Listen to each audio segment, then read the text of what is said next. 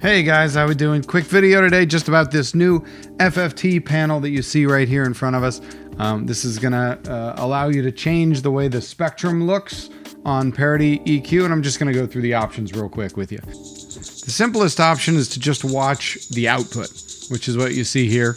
On this setting, you'll notice there's a little bit of a trail every time, so you see it kind of fade off.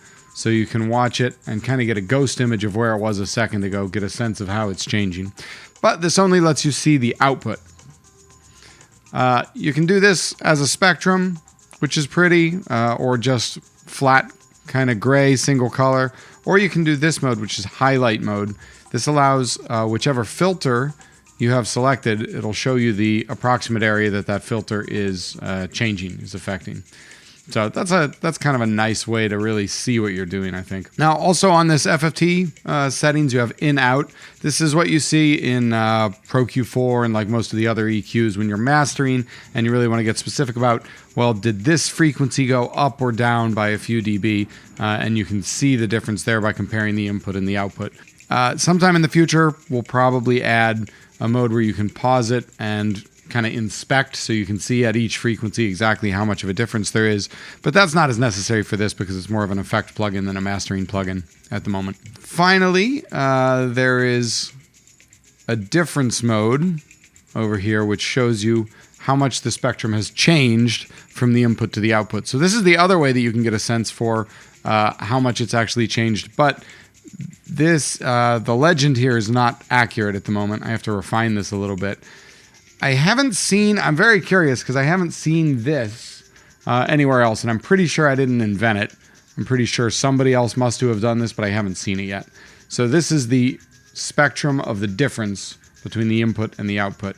And you'll notice it moves very quickly if you go, for example, from a positive to a negative gain. So you notice it jumps quickly from a few dBs of gain to a few dB of losses. And it's helpful because even if you've got this down, for example, this is now trying to give you negative 20 dB of change in the signal. The signal itself only has maybe 12 dB in that range. So it's displaying it a little differently. Again, these numbers don't actually match right now. That's got to be trued up and will be soon. But I think this is a really interesting way to look at the spectrum. I've been enjoying using this one. All right, and then finally there's a small, medium, and large. This is just how long the spectrum is. Let's go back to out to show this. A large array, if you're using a large FFT, it'll take longer if I stop the audio. See how long it takes to taper off. Whereas if it's short or medium, it tapers a lot more quickly. So there's a fundamental trade-off there between size and how exact the high resolution of the spectrum and how quickly the spectrum changes. So there, now it's in short, and you can see that it's changing very, very quickly. Sometimes you want that if you're trying to observe very quick hits or transients, things like that.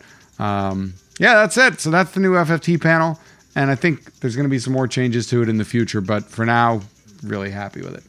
All right, have a good day.